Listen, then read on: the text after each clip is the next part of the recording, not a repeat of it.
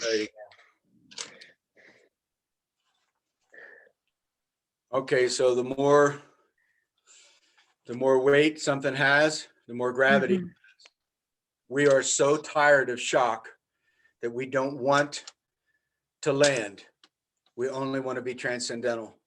The whole human race, intellectualization, schooling, all to do this so that we get out of having a role in conflict.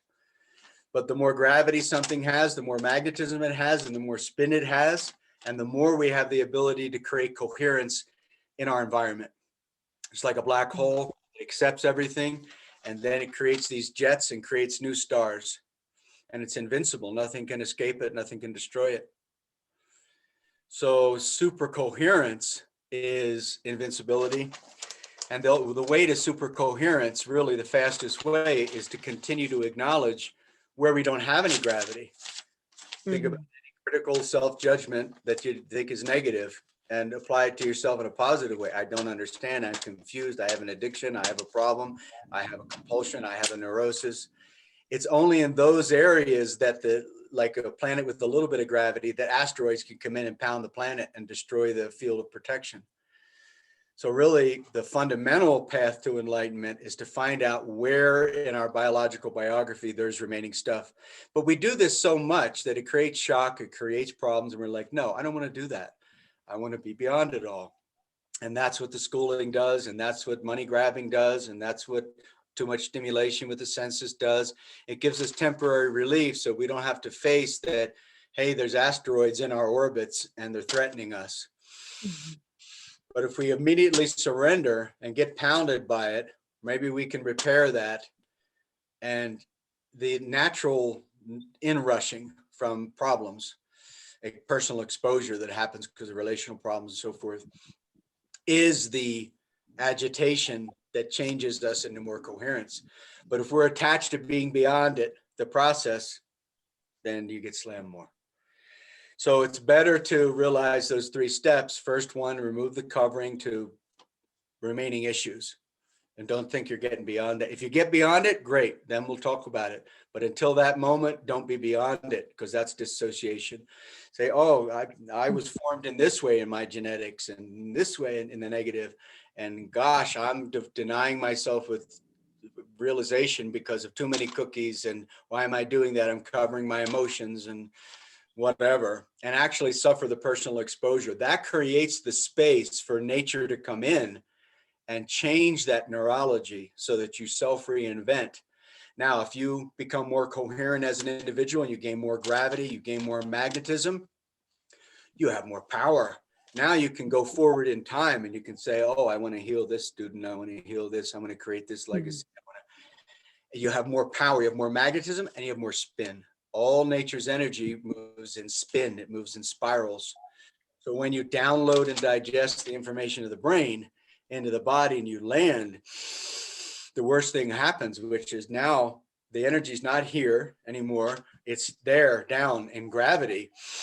And the distortions in the biology and in the brain and the behaviors and in the I'm not good enough and the whatever becomes revealed as being true. Yeah, Mhm. you are not good enough. You cannot fix a car like a master mechanic. That you can't. Car breaks right now and you go to do it, you don't have some cosmic contact that allows you to understand how to do it. You'll probably never fix a car, or you'll be there for years or something unbelievable.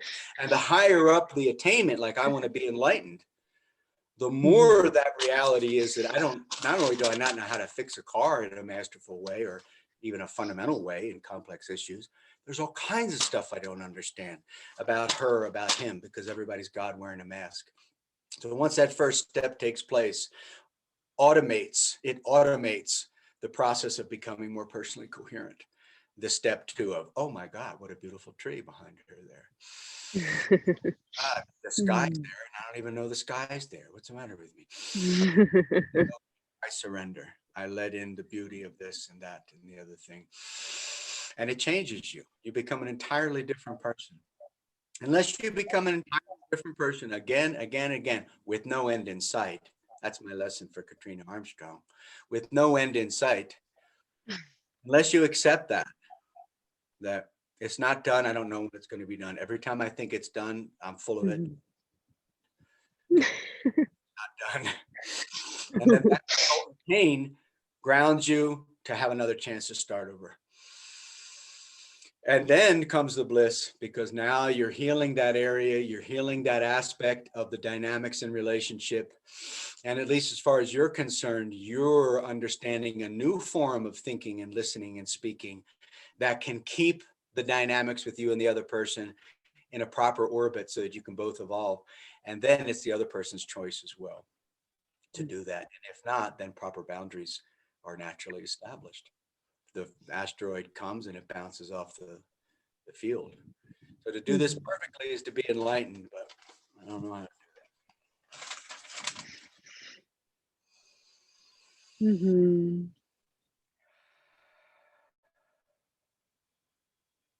Sounds wonderful. that. So practically, the step one is the Scribbles map and the realization of personal repeating bad behaviors. So genetically, you have personally repeating bad behaviors of thought and emotion that are just so hardwired. You should basically forget about fixing it. You can go to a different orbit and you can like do it a little better. Maybe you don't do that particular behavior as much anymore.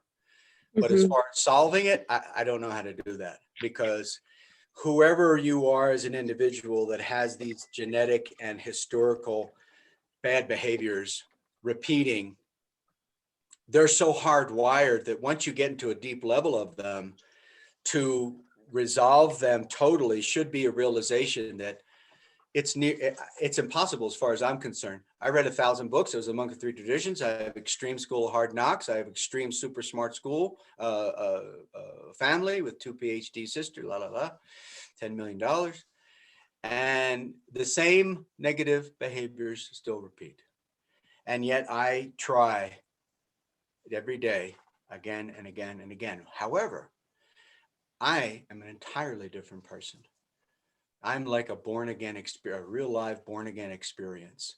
So when you have, if you haven't, which I think you have, when you have that experience of, total transformation in some fundamental way, you don't need the exposure of, oh, this bad thing still repeat. I still do the same thing that I did with my mother when I was 2. You don't need it to crush you to the degree of no self-worth. You just need to realize that at the high level of understanding that you are like the human genome. So if you're processing the human genome, Jesus didn't do it, Buddha didn't do it, Love Has Won, Amy Carlson didn't do it. None of them did it, And of course, I think Jesus and Buddha is a little bit higher order than the other one. But Jesus and Buddha were killed.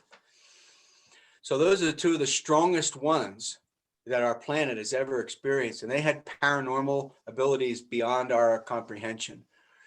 And whether they allowed the killing to happen or not, I don't know. I would think that they basically didn't, but their psychology might have allowed it subconsciously.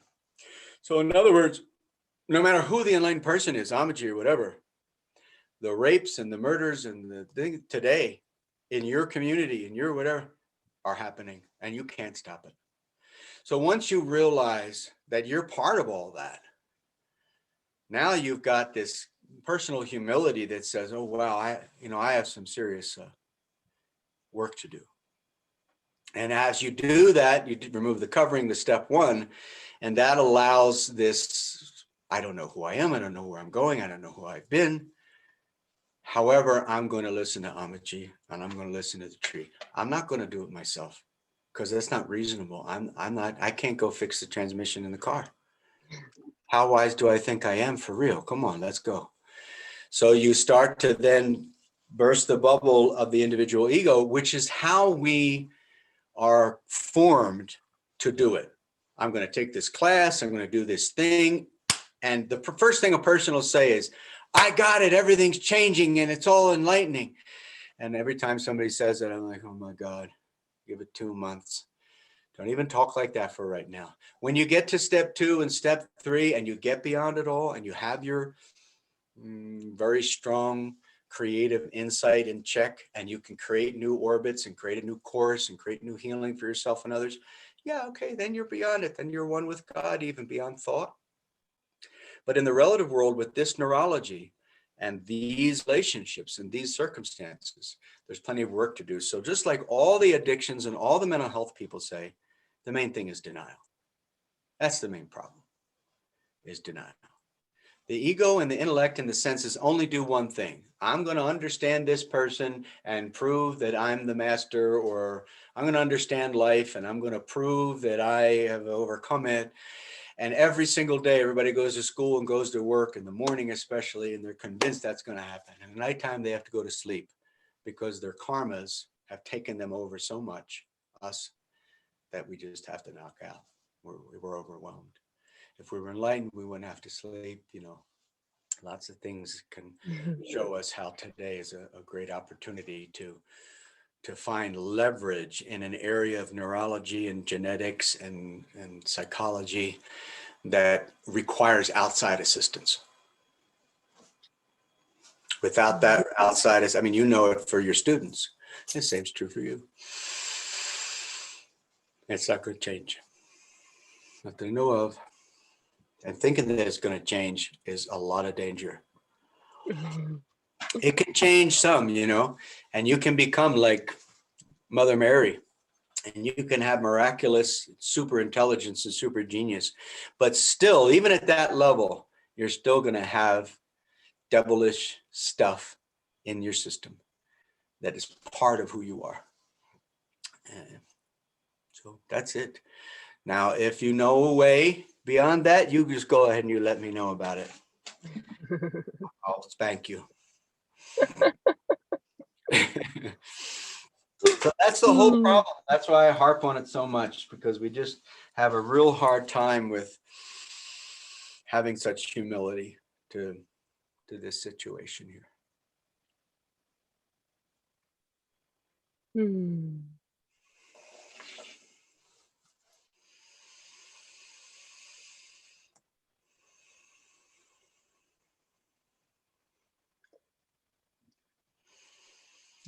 So what do we do now, Master? We let you be the solution, and then we let me be the solution. You go back and forth. But the real thing that we have to do is you have to let real masters with authentic lineages control you, be enslaved. Everything that you were taught to say no to, like gurus aren't necessary and this kind of thing, it's all absolute, the worst devil lie that you ever heard in your life. When you experience complete defeat and you stay with it a little while, you'll realize that those folks is just, they got you beat. And you just want to just be nice and pick up the broom and sweep a little bit. You don't want to say much. That's what happens with hitting rock bottom. So you don't want to remove hitting rock bottom from your life. The second that you do, you're in a lot of trouble. But when we realize it, like we did for a few minutes here, then immediately nature comes to you bigger than the field of psychic magnetism. So more than your relationships and circumstances, you now have this larger person called nature, and that intelligence. And that now has room to come in because you said, oh, I'm wounded here. Oh, I don't understand here. And then 5 minutes later, you're going to go right back to, I'm not wounded, I'm healed. You know, so that's the problem, is not being able to stay aware when you come out of meditation, when you come out of a wonderful healing experience, that establishment is based in conflict, just like the paper. Unless there's more gravity, you don't have more magnetism, and you don't have more spin, and you don't have more protection. So how are you going to have more gravity? You have to face the exposure that the other person is doing by their pointing finger and their judgments and their know-it-all attitudes, because that's what every person does when they talk.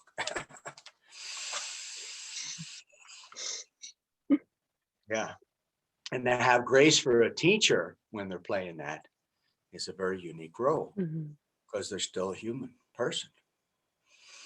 If you can just accept all this kind of stuff, then you go on to what you really want. Such much more intelligence and power and ability that you continuously rise above conflict.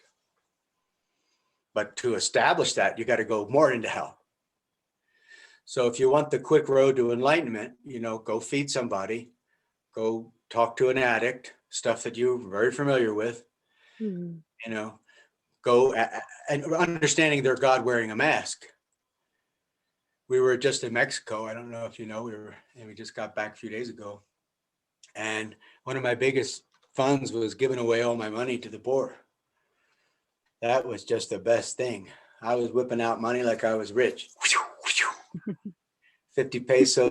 I gave the waitress 500 pesos tip one time, $25, which is like $75 probably to us. And that's in the nicest area of Mexico. And you see that the suffering and the addicts and all this stuff, mentally ill, they're taking on your stuff. And they don't want to stop. Mm-hmm. And when you see they're doing that, you get a little humble. You're like, oh God, here, have some money. Something. Service is the only way to heal your mind. Mm-hmm. Mm-hmm.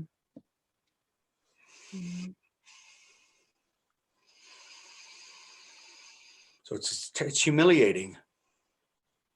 And that humiliation creates the greatest self-confidence you could ever imagine. You become the sexiest, smartest thing on the planet. But don't leave that. Don't leave that personal humiliation. Don't try to go beyond it. You will be spanked. If you go beyond it and it just happens, all right, great. But until that second in time, until you are clear that that has happened biologically, and you could go and take the transmission out and fix everything because you're so linked up that like Elon Musk times 20, you could just do it. Until that happens, don't do completion. Completion delusion is my main message, because that's the initially. And then it becomes the opposite. But for right now, completion delusion is the main message.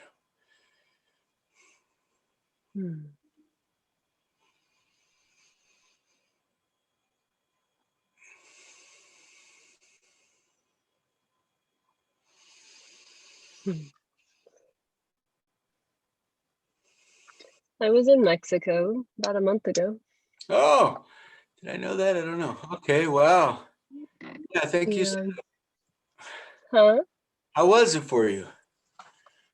It was very insightful. It was an experience. It was John's birthday, so witnessing and being present and his connection to, Mexico, and he went through a lot. He went through a lot while he was there. And there was the, being in support of him going through a lot and getting to witness the culture. And we got to do a lot of beautiful things, a lot of the ancient runs, and I got to see turkeys that look like peacocks, and waterfalls. I slid down waterfalls and got to really explore while we were there. Oh, But also, which seems to be a lot of my path has been in support of others, being in service and witnessing what's arising in them, and and when they're really close in proximity, and understanding how my energy works. It's very catalytic. So just witnessing the purging, lots of purging. So, and being in a place of finding the balance of where that is, where that is supportive and not, like where is my ground there? Like, where does it end, I guess. So that seems to be the main thing that's came forward, and witnessing a lot of things that are coming in to be created. And usually when I get called to create things, it's usually has pretty big ripple effect. So then again, all of hell showing up. So experiencing that and feeling I'm physically living in someone else's process, like physically even the house itself is the process. So so maintaining my own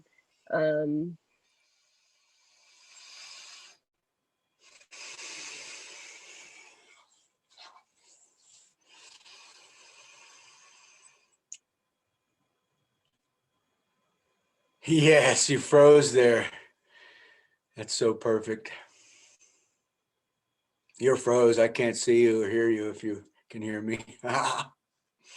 You said you're going into someone else's process. And I was just about to get you, as I always do, saying there's no such thing as someone else's process. There's no such thing as energy.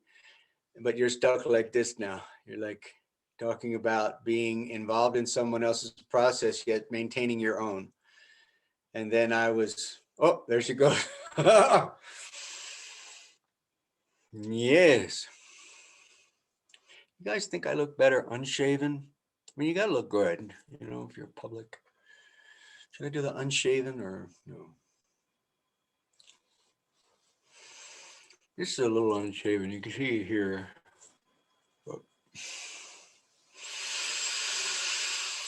Oh,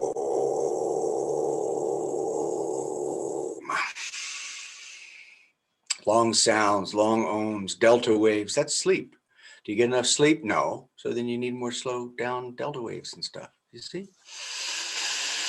It's just that when you slow down, it's tough then to speed up to the speed of life. But if you have internal speed wave response, you can do that.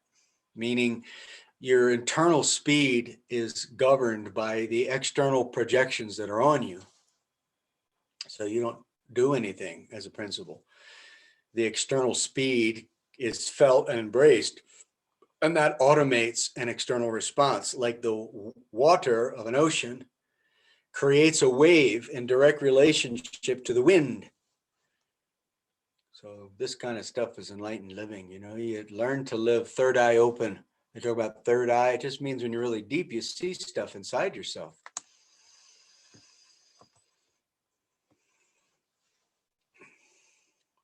That was fun.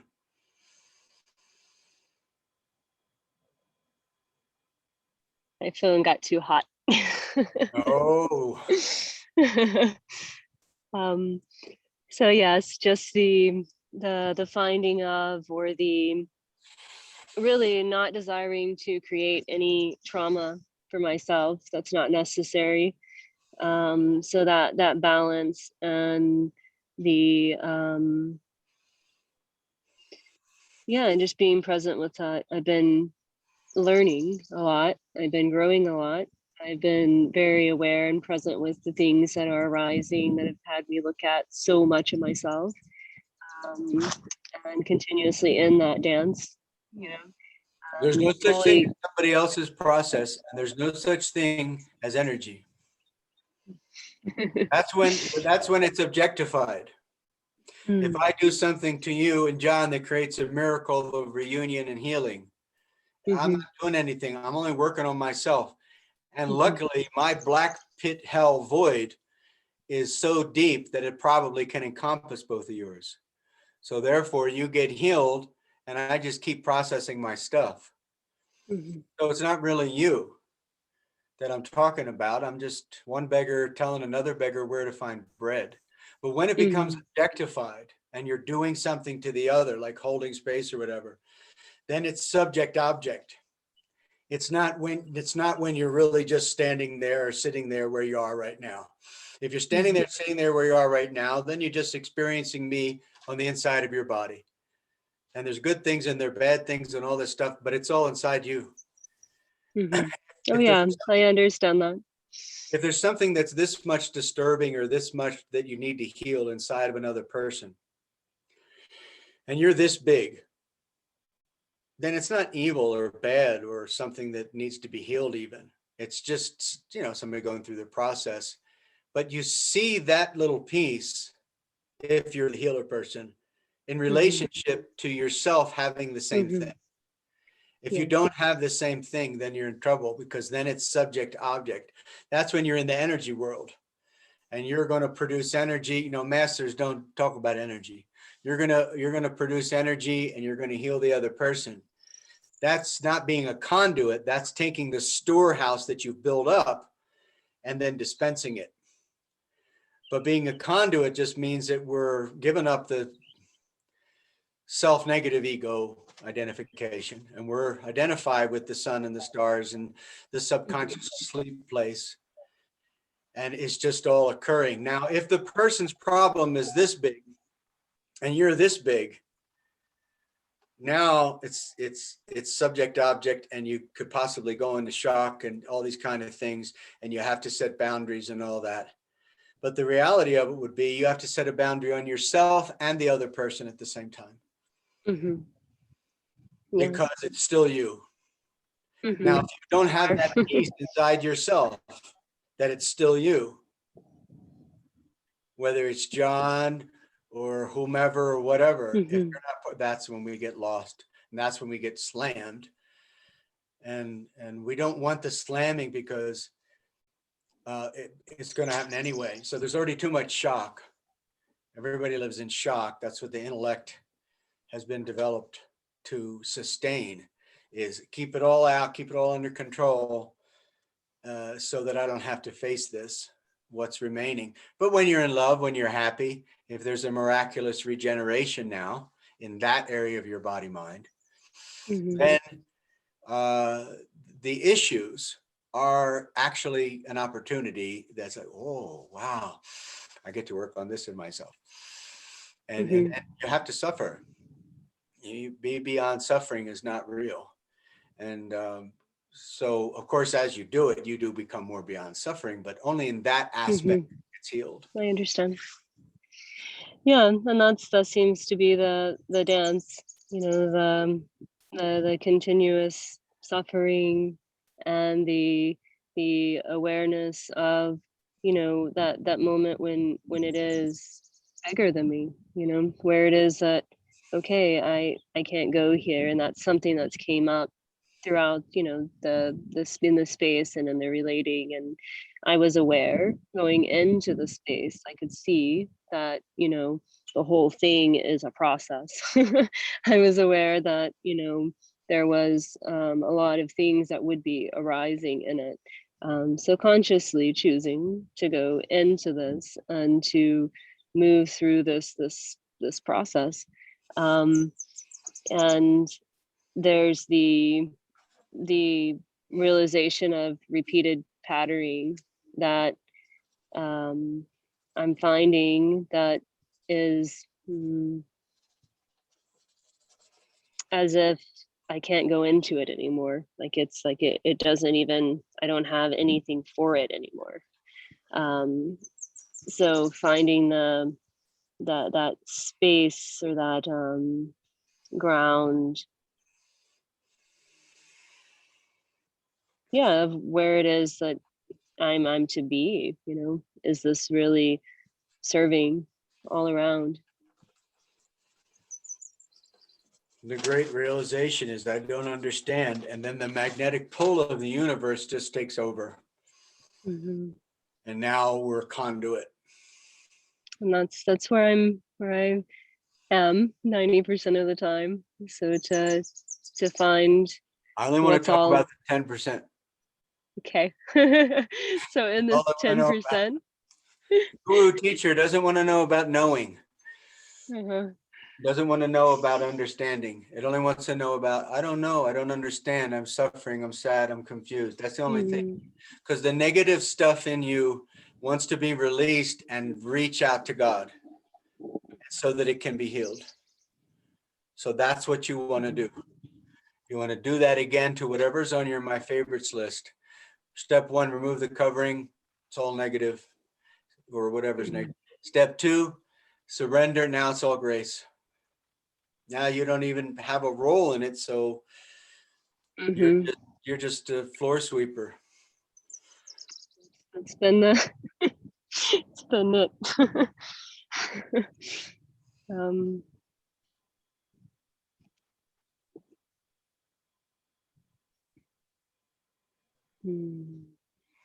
Then you fall in love, become happy, and have magic again, and can just fix it like that. Whatever, relationship, money, whatever, fix it. But to go through these 3 steps, number 1, remove the covering, drop the defense mechanisms. And remember, that's exactly opposite to what our brains do. So you have to go through some awkwardness and some discomfort. I got a black stripe in Gracie Jiu-Jitsu from the sons of the people that founded the UFC, only the toughest family on the planet, sort of, kind of. Mm. And the whole thing for a long time was, I can't do this. I'm totally awkward. I don't know how to do it. So that seems to be the repeating first thing, is how can I be with the awkwardness and the discomfort of having to face the unresolved issues and the uneducated responses that I have to people and the bad habits I have, stuff like that. And then the step 2, it just overtakes all of a sudden, grace overtakes law. Like step 1 in the Bible is law. That's the Old Testament. Step 2 in the Bible is grace. So it's exactly opposite. So now we go to non-cognitive is the key to grace. Embodied non-cognitive experience. It's exactly like love and sex is supposed to be. You fall in love, you have the greatest sex you ever had, you sleep deeper than you ever had, you open up and the whole world of possibilities reopens up.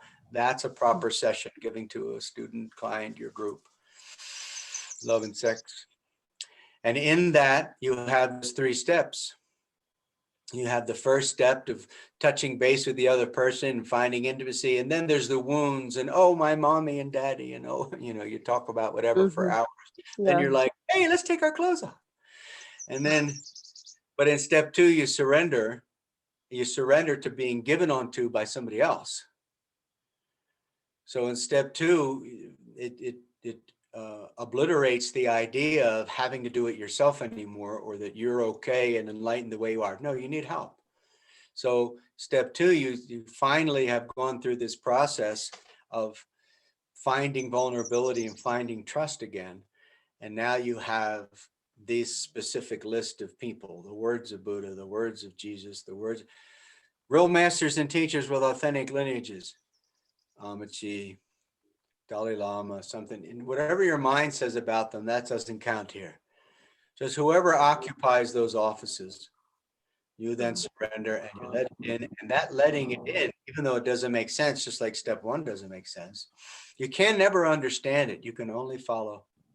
You cannot ever understand it. You can only follow. So you surrender, and now you give yourself to the person. You give yourself to the teaching. You give yourself to that sky and those clouds, and you become a recipient of grace, a patient, a student, somebody that's receiving surgery. It all comes into you by grace and love, and it takes away the problems that are coming, that are brewing right now. It just takes them away. Because everything that was supposed to be an attack that was meant to destroy you now becomes your savior. So there's nobody to defend against anymore. You surrender to everyone and everything. And that's what the grace of the guru does. So you find that my favorites list, top 10 Ammachi song, you put that Ammachi song on, there's nothing like it. So different things, whatever is going to work for you. And it must be that category, authentic masters with authentic lineages. That's the rule around here. Now, you get that, and now you're going to get saved and intervened for, just like they say in Jesus land, you have to be saved.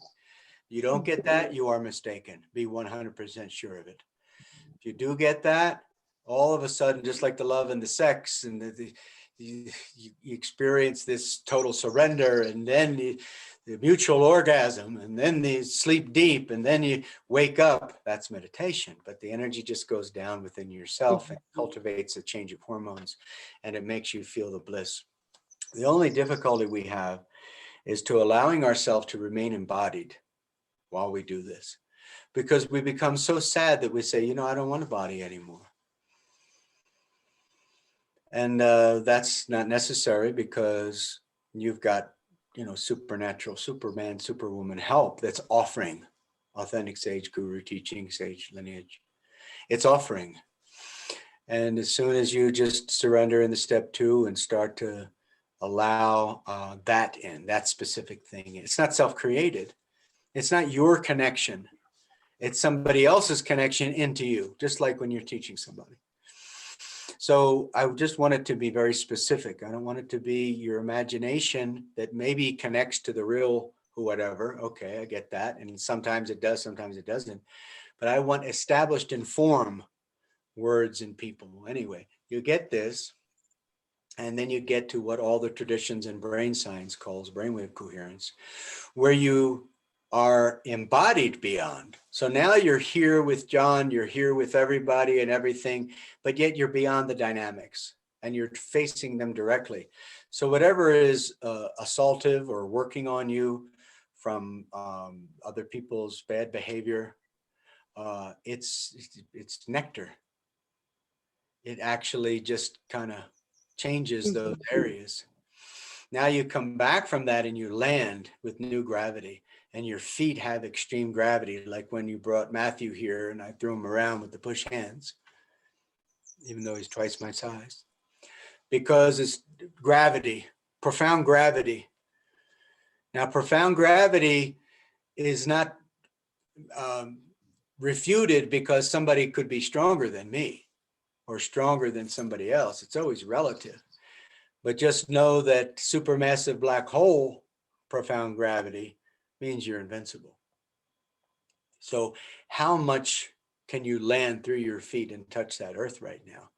That's what happens after meditation. Usually we don't do the downloading and the golden threading, which means, oh, there's connections between me and her and me and him and me and this and me and that. I see it all swirling within me, and I want to do repairing, and I want to do facilitation to create super coherence, heaven on earth, no disease, no death. And you have the support of gravity and nature. The Guru of the Beatles would talk about the support of nature. So once the support of nature comes in, because you're receptive, now that receptivity allows you to then put out the jets like the black hole and put out the orbits. So you say, oh, okay, that particular behavior in you, no, I'm not going for that. I'm controlling it. You don't like it, you'll have to go. You know, stuff like that in the negative. And positive, that good thing in you, oh, I'll give myself for that. I will give myself to that and give my energy that I created. And then the neutral, you do your thing, I do my thing. That's a battery, negative, neutral, positive. So when you enter the physical world, you enter the world of duality, you enter the world of a battery. And only if the poles are coherent with each other can you have a self-contained loop of energy that's self-sourcing. And that self-contained loop that's self-sourcing automatically grounds negative and positive seeking particles, called Meissner magnetism in science.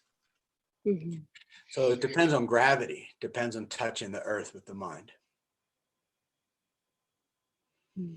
This world, to a starseed landing, this world requires irrefutable gravity if you're going to keep your thing safe, body safe, mind safe, whatever. If you're supposed to have an agenda that's facilitated, then you need protection and facilitation and backing. So in what ways are you sure that you're supposed to lead? Well, people don't know about meditation. People don't know about otherworldly things and energies and grid lines and so forth. And that's a good thing. So that needs to not be just destroyed by anything. It needs to be protected. And mostly in the world, everybody will seek to destroy anything you have because they want to take the energy. That's the predatorial nature of the human mind. It believes that wholly its agenda is the number one importance. And that's why step one is so important, because then you can become permeable and realize that the other person is immaculate as well. And when the conflict eases from step one and you enter the step two, now the purpose of the pain and the conflict goes away. It's like bad air is released from the system of the dynamic between you and the other person, or you and the world, or you and yourself, or something. And now new air comes in there, grace in step two, all the way to step three, which is the experience of no thought. only feeling peace of mind with this mind and this body and these circumstances, with some kind of trust and faith that you will be healed, and letting time pass without any notice or concern. But while all this other stuff is still around, because once you have a moment of transcendence, the body mind issues pulls you back down. And if you refute that and say, no, I want to stay here, then the process of self-healing is thwarted in the material world. And if you say, oh no, I can't stand it, then you die and you go and you try again, I guess. But you've got to find some type of harmony with conflict.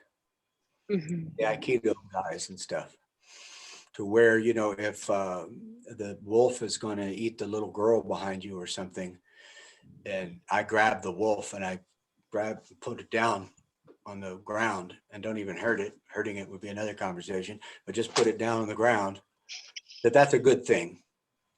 It's a good thing for the wolf to learn how to live a little better and go eat a squirrel instead. You know, you can't really understand it with your brain, but your intuition understands the parental protection instinct of when it's necessary to ground yourself and to protect yourself from everybody else in some sense that says, give me your energy, because that's kind of what everybody does. Mhm. Mhm. Mhm. I feel like there might be more wolf grabbing for me than I realize.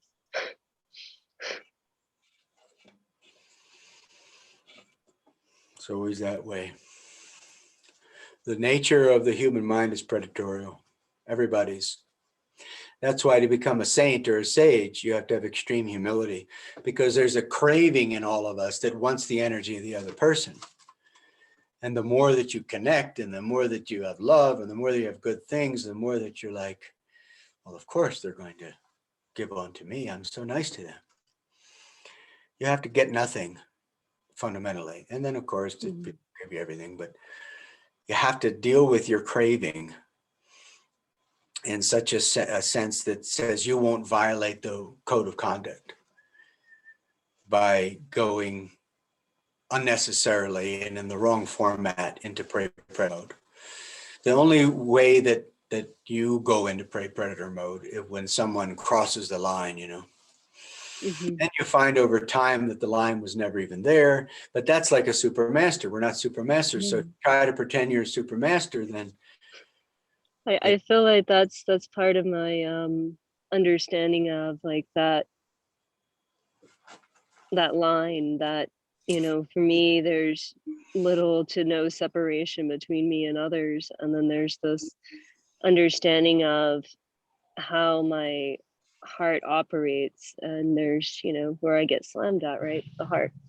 So there's this understanding of the agreement of how I will operate here in terms of the energies that move through me and the way that they, you know, what I find myself to be accountable for, right? How my energy is moving, how this is moving through me, how I'm conducting it.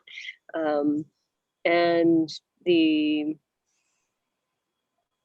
yeah, and just finding this place where I'm having to be in that, you know, that place of, you know, grabbing the wolf, being like, no, it stops here.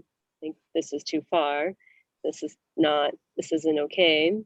And then having to reassess the understanding of, whoa, where is this coming from? Like, why is this, you know, why from you is this too or from far? them. You mean the No, whole, no, just the feeling, just the, you know, whole what I'm dynamic? experiencing. Yeah. Yeah. Why, you know, how, because it's not something that comes up very often for me, honestly, just to be transparent with my process of being here, you know, and operating here.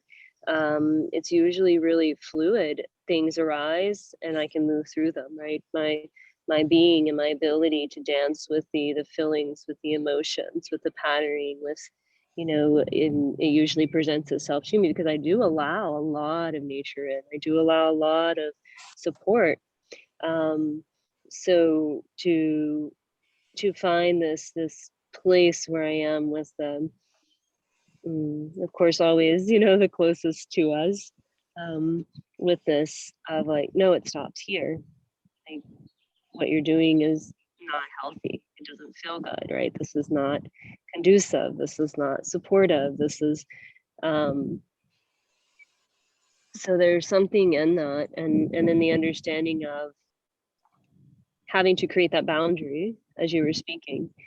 And I don't normally have to create boundaries in that way, right? Normally the field itself, the field of does that for me. So it's a Yeah. so that seems to be the kind of that place of, oh well, in some ways, and I've felt this before, where the heart gets hit. And I know, I've danced with this and felt and dropped deeper into it and being able to move through it. And, sometimes the body has to shake to release it. And there's this like this sense of, is this conducive for the overall for me to move through this process, and that's where I'm getting at within my being and within my prayers and my understanding of, you know is this for me to be doing, right? Is this conducive? So that seems to be the question that is coming through. Or do I need to be calling in more support, more protection for what's coming in over here, because it's growing stronger. There's more light coming in, more flowing through, and it doesn't stop. Like, I'm continuously lit up. So there's that. It's moving through and being given life, being asked to be created here, and then getting slammed. So Just there's remember that. that it's all dependent upon the negative and that it's never somebody else's process. Never. So when I communicate with us today, my goal is to experience healing for us, that we are one person, meaning that we're both Mhm, just people and so forth. So the we get into trouble when we're confused about whether it's somebody else or ourselves. It's never somebody else. It's never something that you're taking on from somebody else. If you become overwhelmed by what's being revealed in yourself and the other person is just a complete ass, then it might be time to give pain. Because only if you ground the wolf and say, do you want to learn my ways and you can be our pet wolf and be around here? Or do you want to be a wolf only? Do you want to be a wolf that becomes a human, that becomes an angel, becomes so forth? You have power of choice here. And only if the other person says, I'm willing to participate with you in the process of personal evolution. Now, you give pain by touching where the person is wounded and exposing it. And from that, they then have a choice to become humble or to become enraged.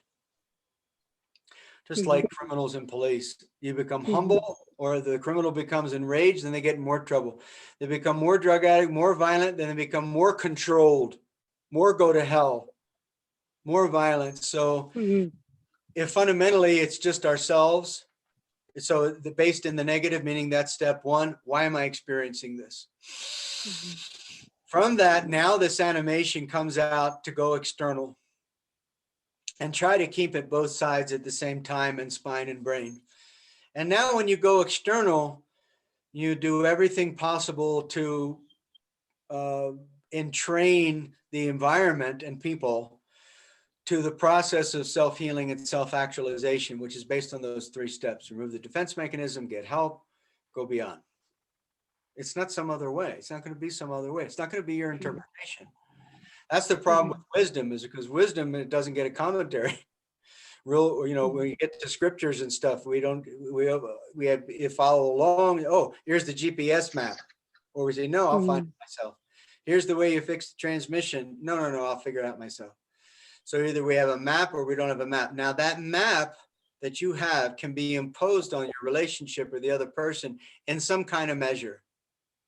You can say, well, I found out that these are elements to self-healing. Drop the defense mechanisms, be vulnerable. That's part of how it goes. Second, let the sun in, let wisdom in from another source. My wisdom, that's after. But for right now, let wisdom in, be a student. Okay, so how are we going to be a student together? Well, we'll take a walk together, healthy time. And then 3, go beyond. Okay, we're beyond it all, don't worry. And so when you offer something that you know as the map of where you're headed in the future, which means more healing and more loving, that's what you're trying to follow. And the person has no way that they're going to join with you at all. And the map is very clear. Let's have a cup of tea together, chamomile, healthy. All right, so now we're on the same page. We're both working together in an atmosphere of mutual healing. We're enjoying the tea. If a person says no to your map entirely, and they say it's only what I say and how I say and when at time, and there's no mutual map where we're both growing and learning together, then they must be given pain. Or pain just naturally happens. Because if you're really good at setting the boundary, you say, oh, I didn't know you want to help. That's the ultimate self-defense. Then you expose all you're dealing with to the other person. So they're naturally going to pull back and self-regulate. Now, in that process, you might have to be communicative and so forth and say, well, this is not for my highest good. I can't do this. I'm sorry. So if you do it good enough, you don't have to say or do anything, but there's times, of course, when it doesn't work that way. And you just communicate like a mother best you can. But the whole thing is founded on the idea that it's not their process that we're talking about. What am I learning here? Why? And suffer with that. God, this is chaotic. God, this is dangerous. God, this is... And then the other person will pop because now you're accepting your role in the dynamic. And when they pop, they're going to have all kinds of strategic designs to take control. And those strategic designs to take control is nectar for a warrior. Because a true warrior, it doesn't do strategic designs and energy because he's not the master or she's not the master. They know that. The master is God or nature or somebody that ain't you. If you know that, can you become the master?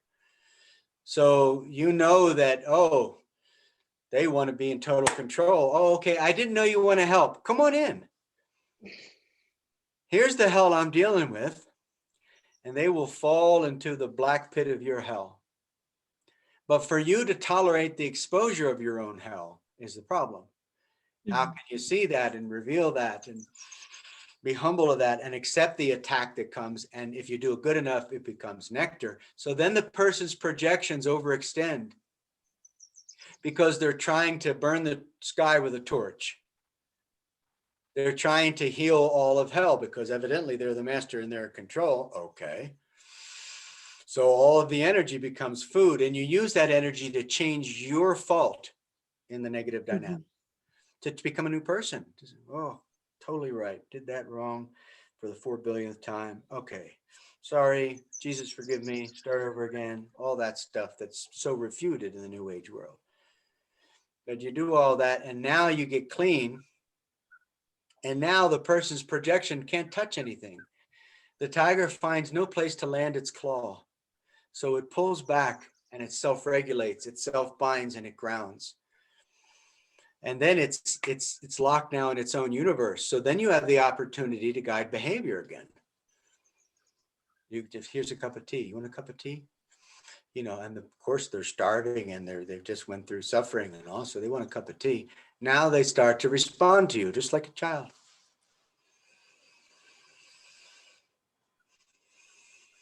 The key with all of this is endless boring repetition of the same thing. Just never ever get it.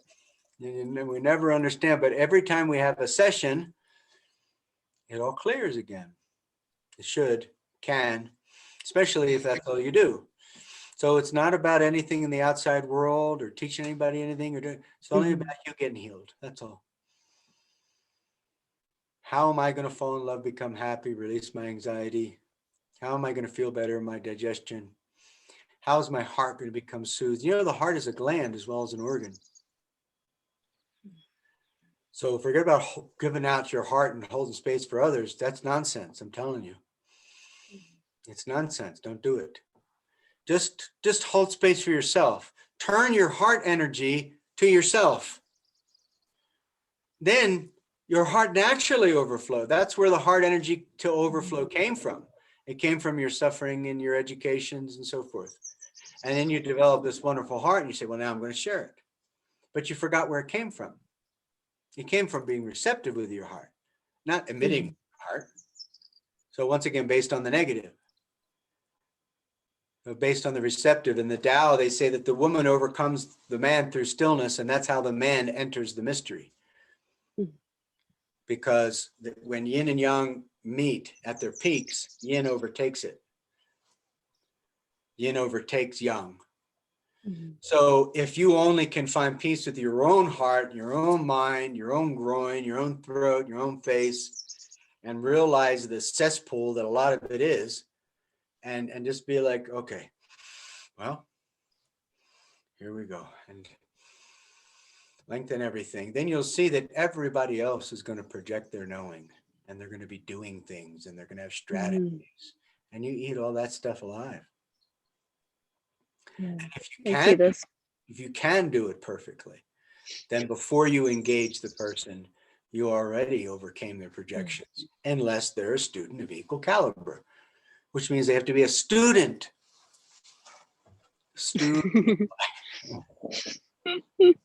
Not a teacher. We shouldn't be teachers and healers. No, we should be students. You either primarily have a problem or you primarily are healed and have a solution. You better pick one real quick and write it down, which is primary. Because if you're aging, I would say you probably primarily are not healed. You see?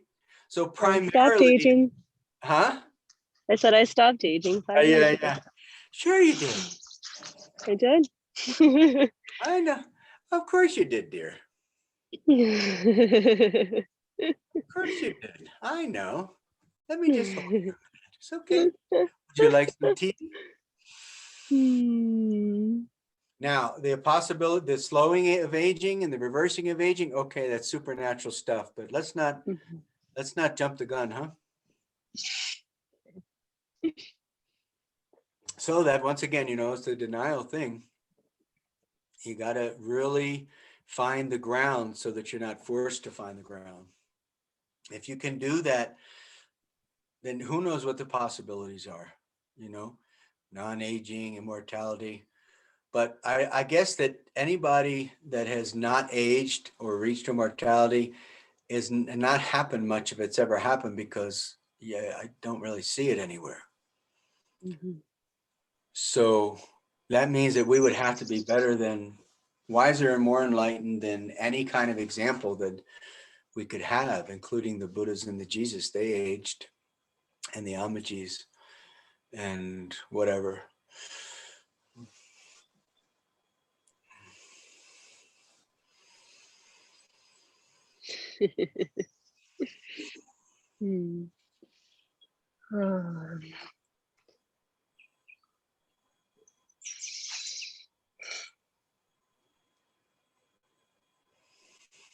Okay.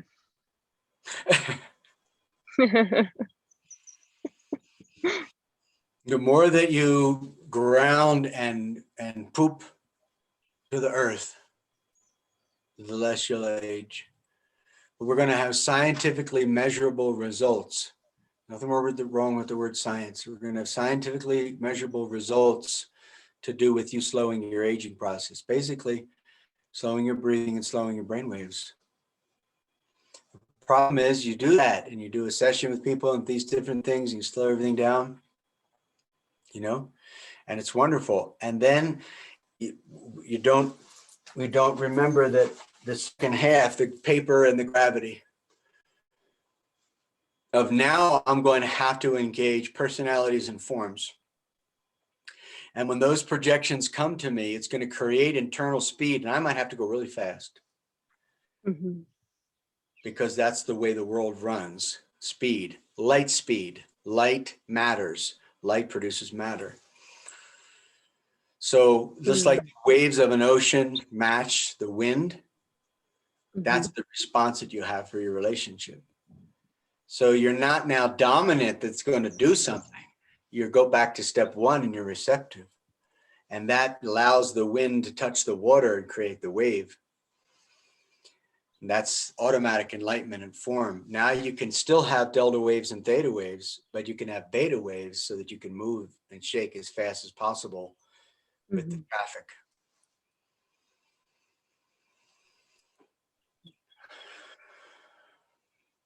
I see.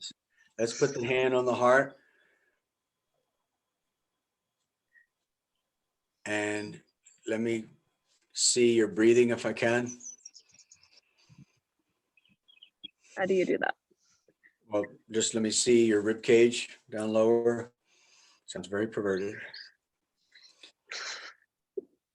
Okay. Right hand on chest or whatever. Okay. And now take, I've got to remove the pin and see what's going on here. Gallery view. Zoom changed the way it does things, and I don't know how to make things big. And anyway, I can see you good. Okay, take a deep breath. Okay. Can you prop up the phone somewhere out of the heat? See if we find something. I know you found a good seat though. Maybe if you get a rock, you could put the rock on the ground. I may be able to go back to the car now. Okay.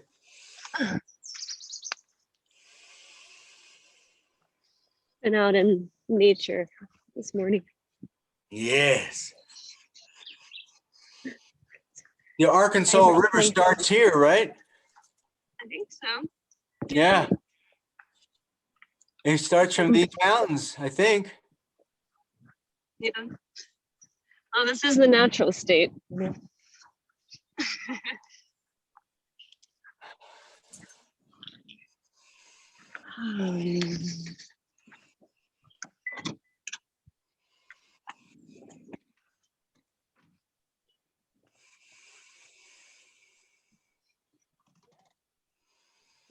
work. Let's see.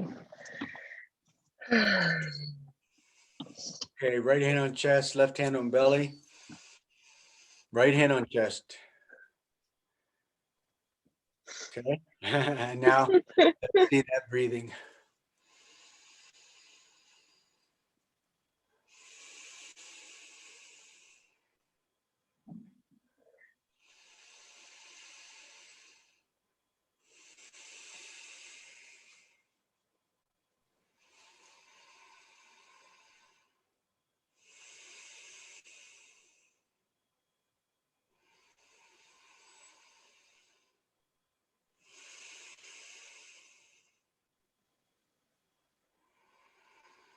See your relationships, see your students, see the people, and let it touch and hit wherever it touches and hits. Let it destroy you as it does in step one.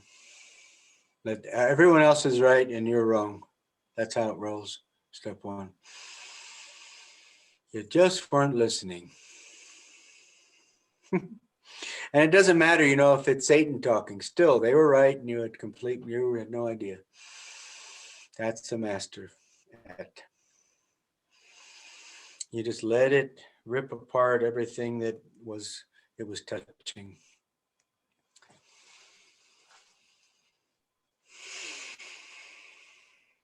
And start to heal these areas of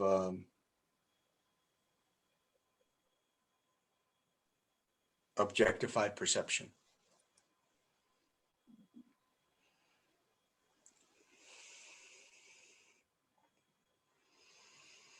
And start surrendering towards step 2. And bring your hands like this and on the ribs. And now try to move just the ribs. Can't do it.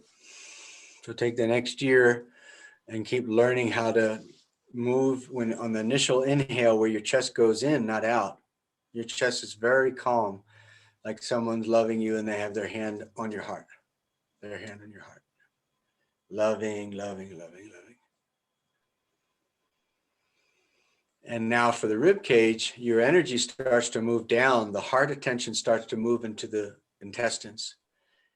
And so you're restoring your energy. You're taking your power back to yourself because you first started accepting all the projections of all the relationships. And now it's starting to turn into nectar. First, it was painful. Now it should start in step 2 to turn to nectar. And your breathing should just be the ribs now. And lower back ribs should be expanding as well.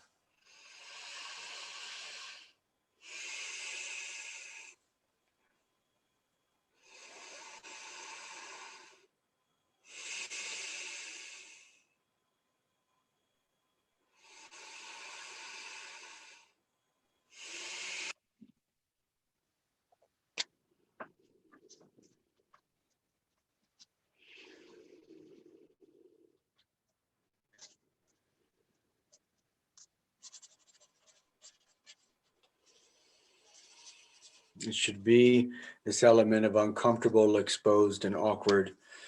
That should be part of your journey into advanced meditation. That's embodied. So it's not like you're going beyond mind and body and then coming back to mind and body and engaging the exact same person. No, you're going to deal with this mind and body, then go beyond it through darshan and come back and have some leverage to make some changes in between you and your relationship and you and your finances and you and your everything. With the idea that I don't know how long it's going to take to make it all perfect, but this is what the purpose of life is. I'm going to make it perfect one day.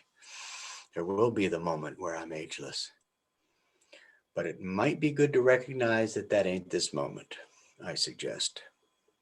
Because otherwise, you don't have any chance to become ageless at all.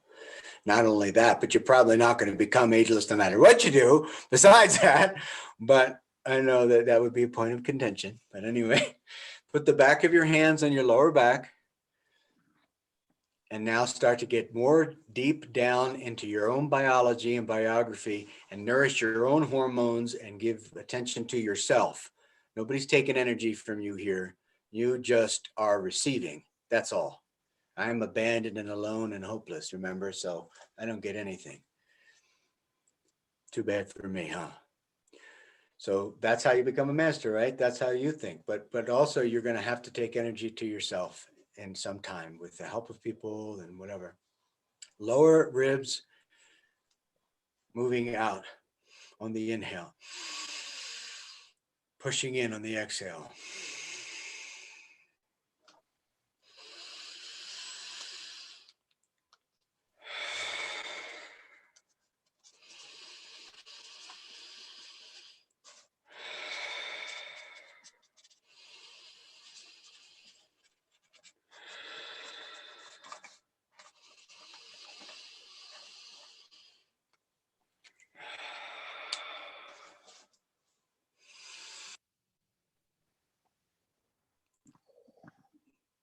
Okay, now turn video off.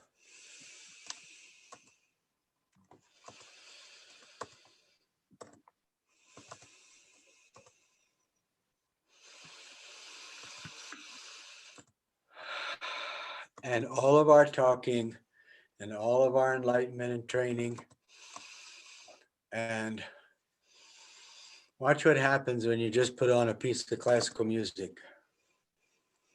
Meaning outside help is coming in.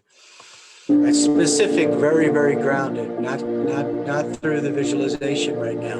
That could be later, but go to transcendence very carefully and steadily by dealing with your own mind and body first. And just lay flat on your back, if you will. And just relax. Relax every center, relax yourself. You're protected, you're provisioned, and nothing can intrude. That's the way it is, unfortunately for everybody else. But that's how it rolls when you become healed yourself. It's time for you now.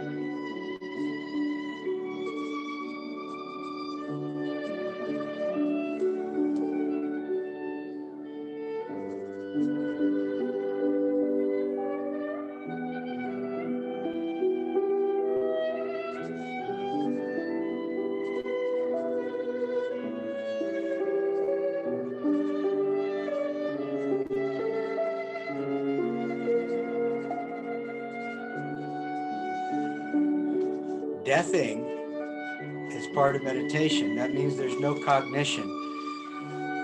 The greatest meditation master, according to the Dalai Lama, 30 years in a cave with minus 40-degree weather, never wears any clothes. He says, I always go through the bardo in my meditative absorption. Death.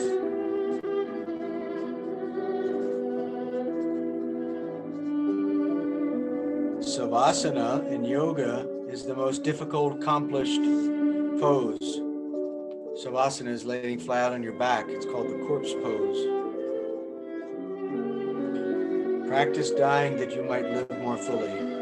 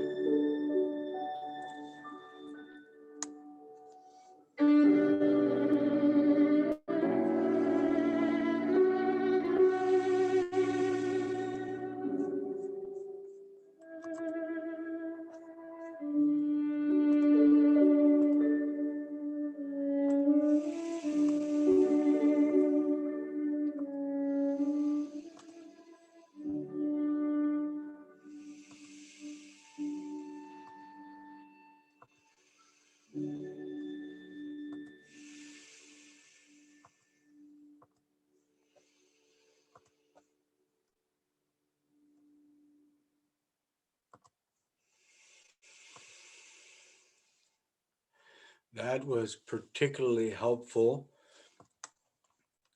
And now watch the difference between that. And again, it's an outside specific formed, you could say classical, even though it was classical music, classical source.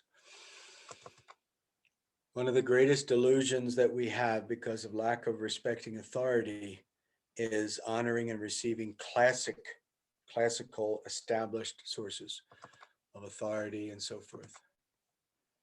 But watch what happens when we do. Look at the difference between the vibe we're in now and contacting real darshan. This is Almachi.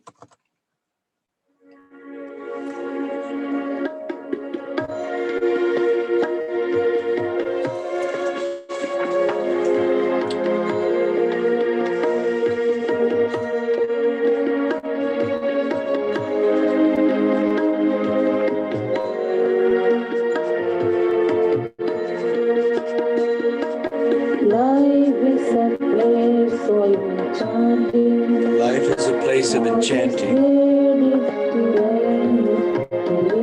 All this world we've designed and created, no end or beginning to this deep mystery. Mother, the play is eternal. That's the cosmos. Galaxies are destroyed and created. So how do we get beyond process? By engaging process. How do we get beyond the matrix? By respecting the matrix. By saying, oh, I got to do this at this time, and here's the form, and here's the one, and here's the zero. And once you get it right, then you're going to be ageless. But I would suggest that accepting that that is not today. That's what I'm saying. Problem is thinking it's going to be today. The whole solution is surrendering to, wow, it's not worked yet. I must be missing something.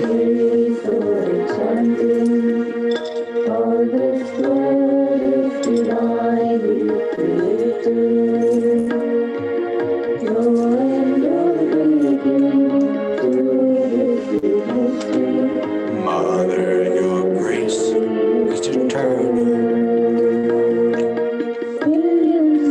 Billions of forms are born of all unity, creating the universe we see.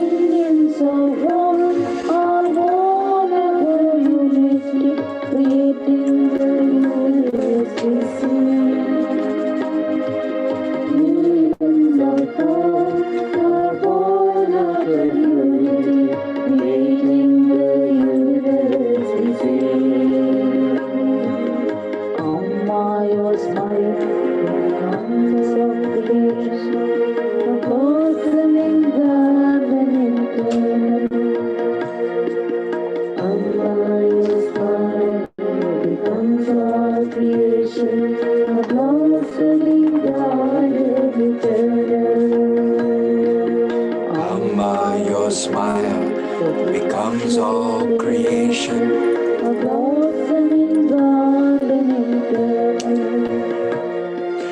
Amma, your smile becomes all creation.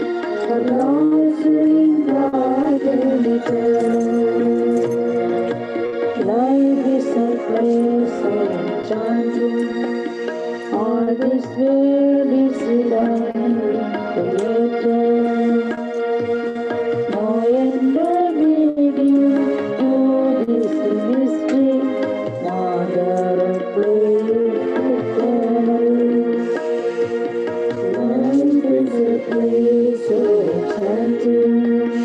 All this world is divinely created. No end or beginning to this mystery.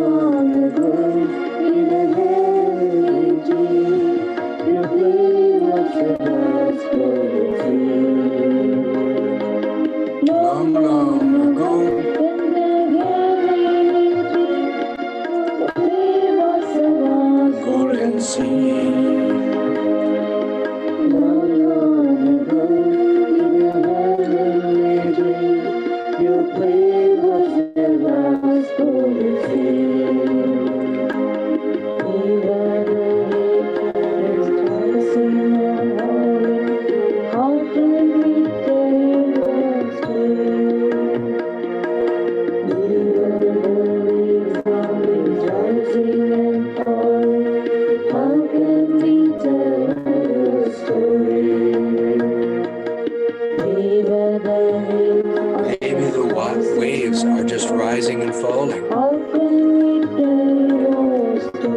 can we tell your story?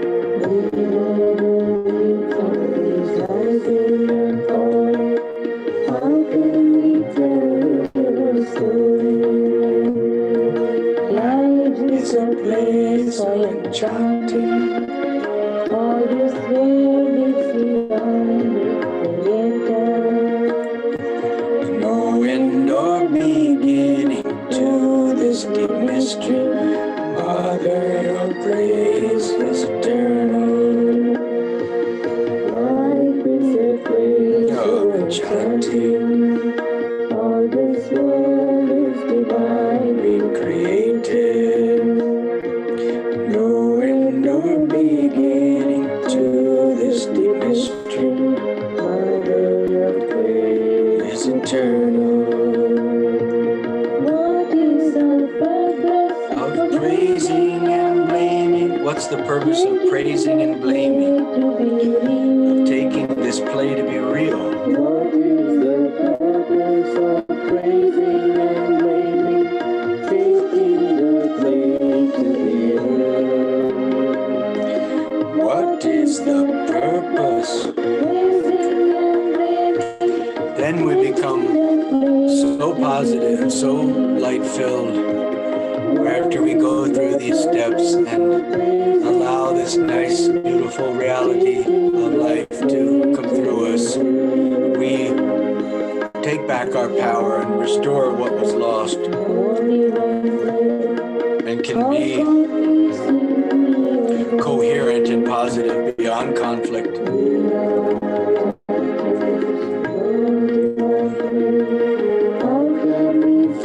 In your glory, maybe the waves. Lord divine Lord, how can we sing your glory? Your divine story. How can we sing your glory? Life is a place. Everything is so immaculate. The soil, the water drops, the dew on the flowers. Beauty. Stars twinkling, water flowing. Life is a place so enchanting. All this world is divinely created.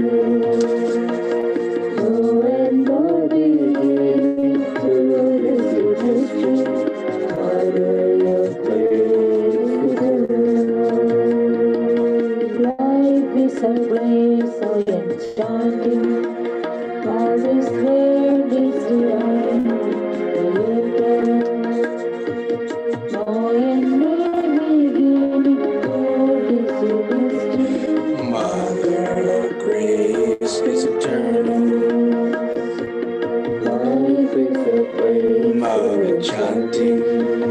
All this world is divine. We created.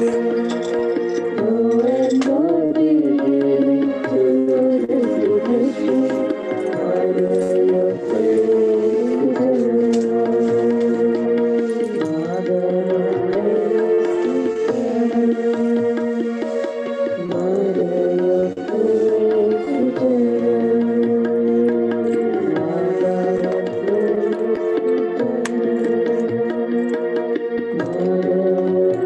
praise is eternal.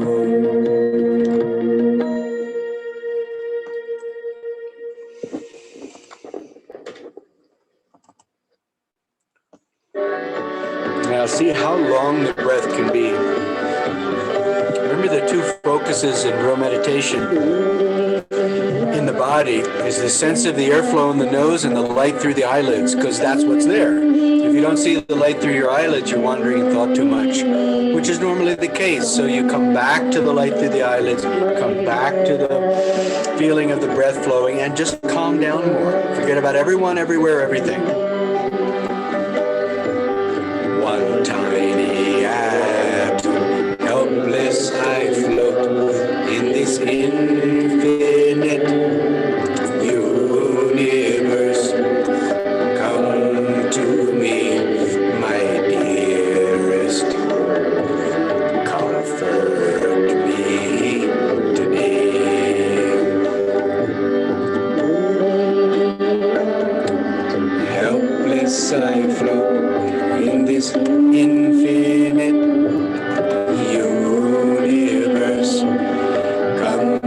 to me, my dearest Lord, comfort me today.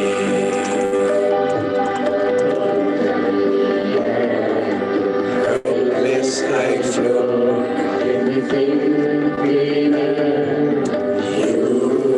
universe, come to me, my dearest Lord, comfort me today.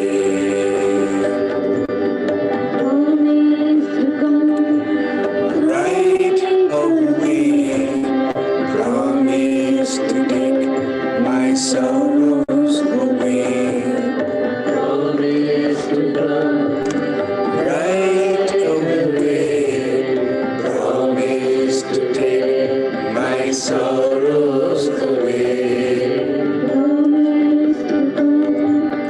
Right away, promise to take my sorrows away. Promise to come right away, promise to take my sorrows away. You are the Lord all my life. Help me today. You are the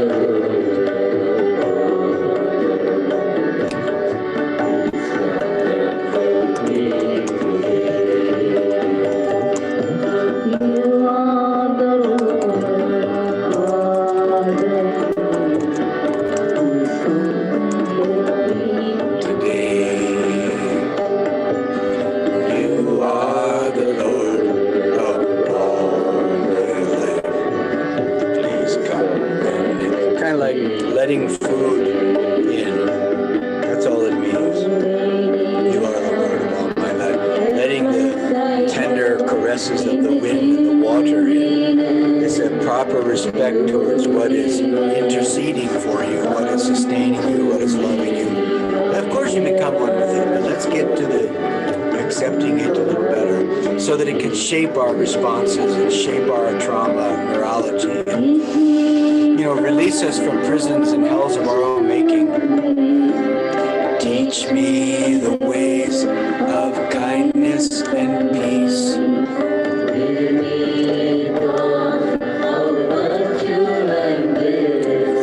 Teach me the ways of kindness and peace.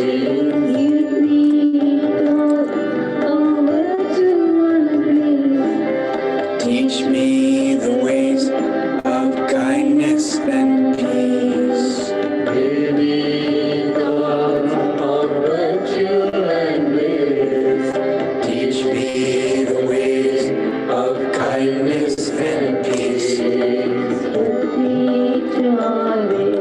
Love and serve.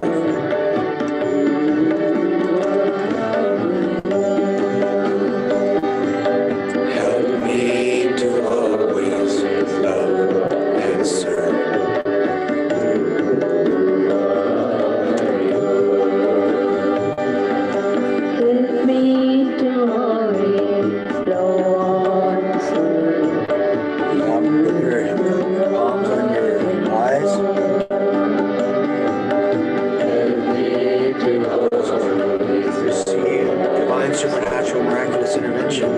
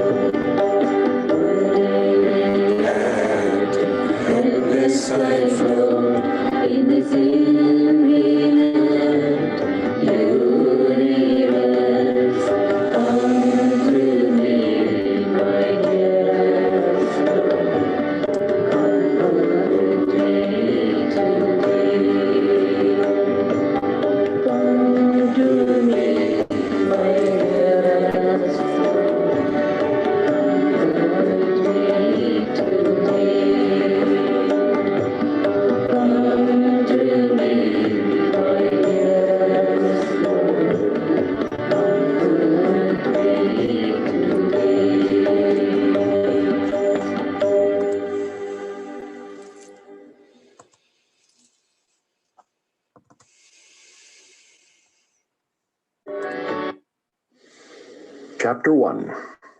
The Meaning of Miracles. 1. Principles of Miracles. 1. There is no order of difficulty in miracles. One is not harder or bigger than another. They are all the same. All expressions of love are maximal. 2. Miracles as such do not matter.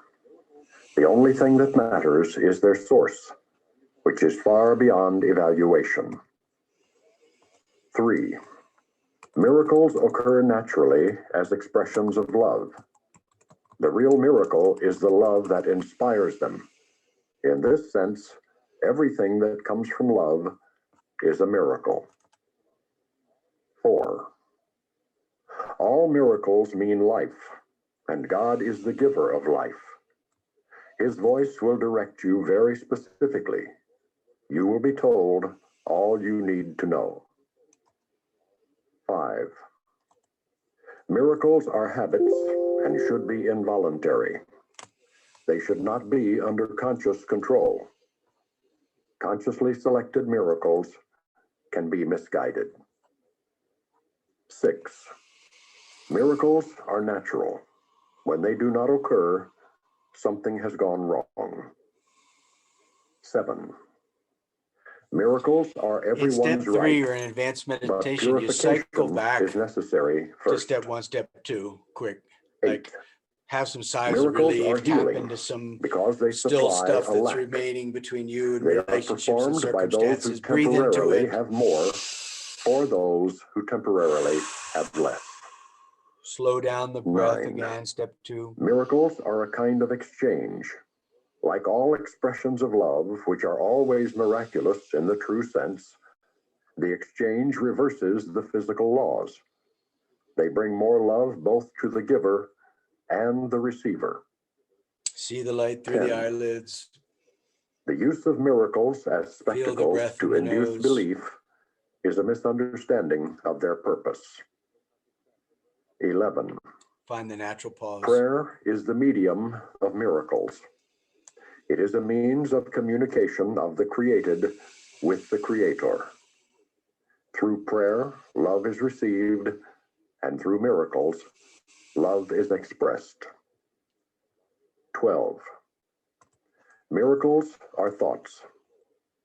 Thoughts can represent the lower or bodily level of experience, or the higher or spiritual level of experience.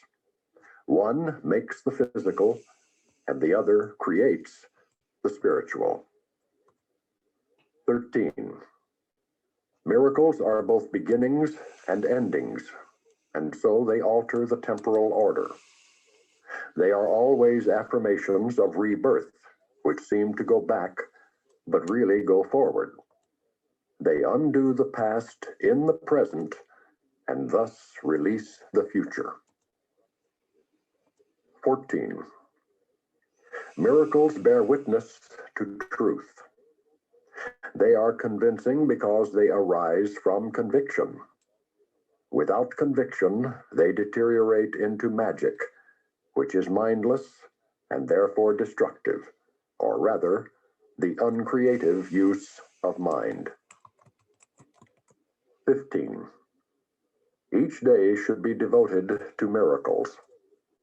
The purpose of time is to enable you to learn how to use time constructively.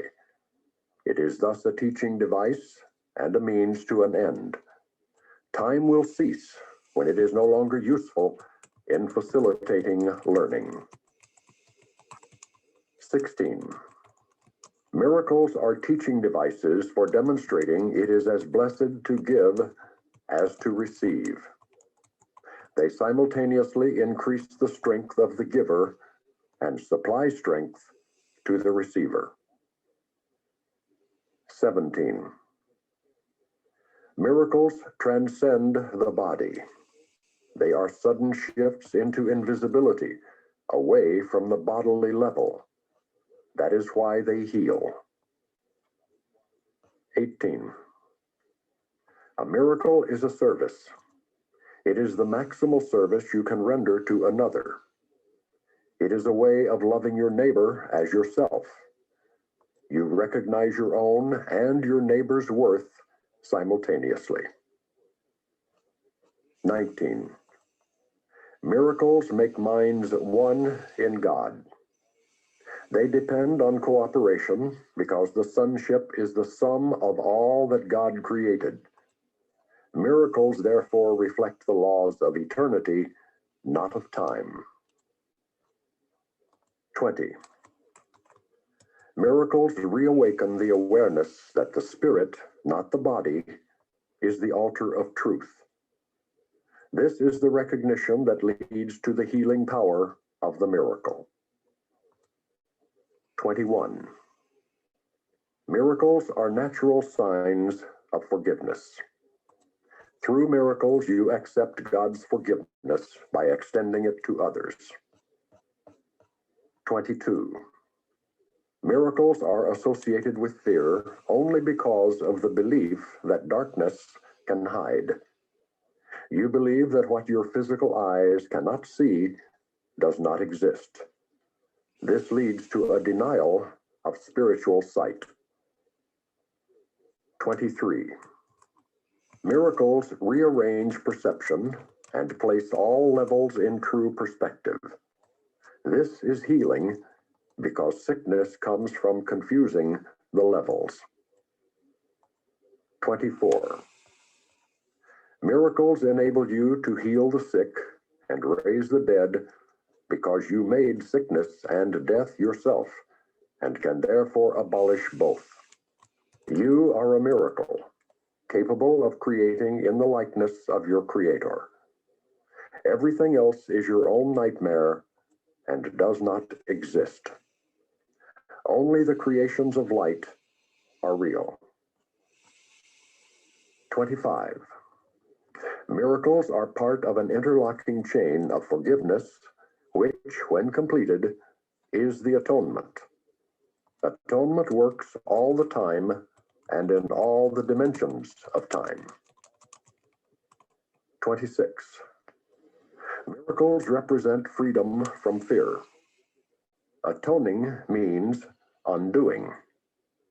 The undoing of fear is an essential part of the atonement value of miracles. Now it should be alternating between natural 27. pauses and sighs of relief. A miracle is a universal blessing from God through me Soulgasm, to sighs of all my relief. brothers. Soulgasm, sigh of It is relief. the privilege of the forgiven Then to readmit the forgive. problems so that they're going to get solved. 28. Got Miracles are a way of earning release lot from of fear. profound Revelation progressive induces a relief. state The in which body's fear heavier. has already been And then abolished. natural pause. Miracles are thus a means, and revelation is an end. 29. Miracles praise God through you. They praise Him by honoring His creations, affirming their perfection. They heal because they deny body identification and affirm spirit identification. 30. By recognizing spirit, miracles adjust the levels of perception and show them in proper alignment. This places spirit at the center, where it can communicate directly. 31. Miracles should inspire gratitude, not awe. You should thank God for what you really are. The children of God are holy, and miracle honors their holiness, which can be hidden but never lost. 32. I inspire all miracles, which are really intercessions. They intercede for your holiness and make your perceptions holy. By placing you beyond the physical laws, they raise you into the sphere of celestial order. In this order, you are perfect. 33. Miracles honor you because you are lovable. They dispel illusions about yourself and perceive the light in you. They thus atone for your errors by freeing you from your nightmares. By releasing your mind from the imprisonment of your illusions, they restore your sanity. 34. Miracles restore the mind to its fullness. By atoning for lack, they establish perfect protection. The Spirit's strength leaves no room for intrusions. 35. Miracles are expressions of love, but they may not always have observable effects. 36. Miracles are examples of right thinking, aligning your perceptions with truth as God created it. 37. A miracle is a correction introduced into false thinking by me. It acts as a catalyst, breaking up erroneous perception and reorganizing it properly. This places you under the atonement principle where perception is healed. Until this has occurred, knowledge of the divine order is impossible. 38. The Holy Spirit is the mechanism of miracles. He recognizes both God's creations and your illusions. He separates the true from the false by his ability to perceive totally rather than selectively. 39. The miracle dissolves error because the Holy Spirit identifies error as false or unreal. This is the same as saying that by perceiving light, darkness automatically disappears. 40.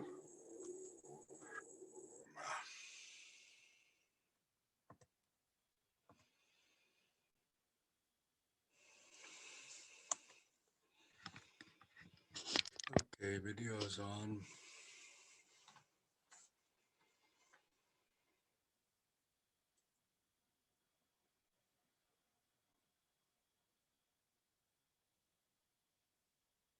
How was that for you?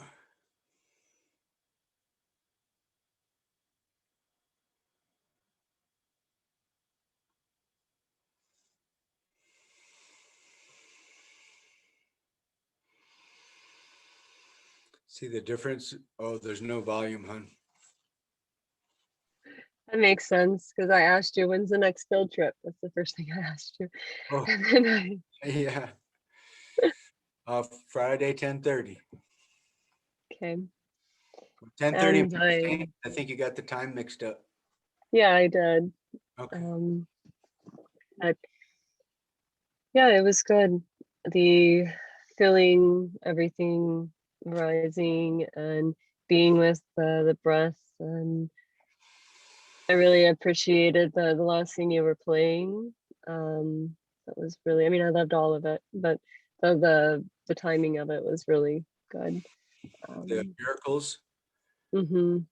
I sent it to you, I think, or it's uploading now. Oh, I already sent it. Okay. Okay. Beautiful. Oh, Oh, thank great. you. You're very welcome. Make sure I sent that to you. I don't see it. I sent you Alma's Grace songs, and then, huh,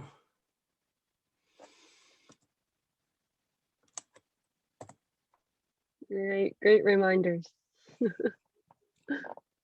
I will make sure that that's sent out if it didn't go or I did something wrong. Oh, it's there now. Yeah, it's sent to you.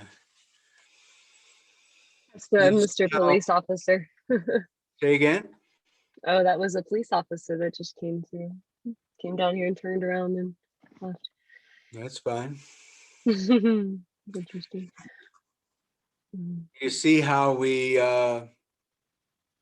benefit from connecting to the external giving of the Mhm. instruction or darshan, and that our consciousness doesn't usually want to do it that way. We feel that we're not able to surrender because we're afraid of what will come in. But if in fact you surrender, you're automatically in alignment with anything that's authority, anything that has more power than you temporarily or whatever. Anything that is a structure, anything that is a pointing finger, anything that is a statement, making a statement towards you. Mhm. You automatically have a harmony with it, and it automatically withdraws itself and gives you a pass. Because the psychologies of any form, any person, are only looking for that which opposes it.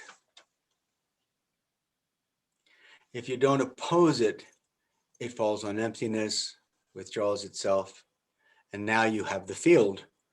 You have entrainment privileges. But it's all come from surrender, not our own mind being the leader, our own authority. Because the sky and the wind and all this that wants to intercede for our problems is not receptively given to a person who has the intellect and the energy as a defense mechanism to the outside world or to other people. So once we drop the defense mechanisms, then there's a hierarchy of what we need, whether it's the principles of miracle tape or the nature or to follow directions or a cosmic journey or a field trip or something. But the idea of the mind and the ordinary human being is I'm in control and I'm creating order.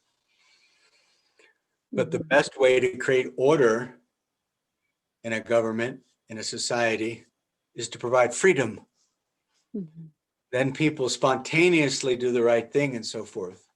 But when order is forced, it creates chaos. So we have to surrender kind of to the way that it all is functioning. Everybody and everything, and whoever they are and wherever their roles are, and accept them as the teachers and the masters. And then from that acceptance of this field, of this person, of these people, of these environments, these circumstances, from surrendering and accepting these projects, step one. Remember, when you get done, you start over with step one. That allows us receptivity for finding real wisdom that's transcendental wisdom. That's beyond the field of psychic magnetism, that's beyond this field and these dynamics between ourselves and other people. And that's step two. So that is pivotal to be able to get to the place where you have the specific scriptures or words, and you go, I'm reading these words now. It's pivotal to face your circumstance and face your environment and face the people here, all kinds of people, which causes suffering, to face them and accept them and to work through it. And then to get to the place where you can see what is beyond this world, which the bridge to that is scriptures, enlightened people, darshan. Now, from that giving of established wisdom, the mind starts to get ordered, spontaneously organizes. Then there's real insight for what not to do and what to do, or when to enter and when to exit, the timing of the matrix, the timing of the physical world, and the forms you need to get through safely.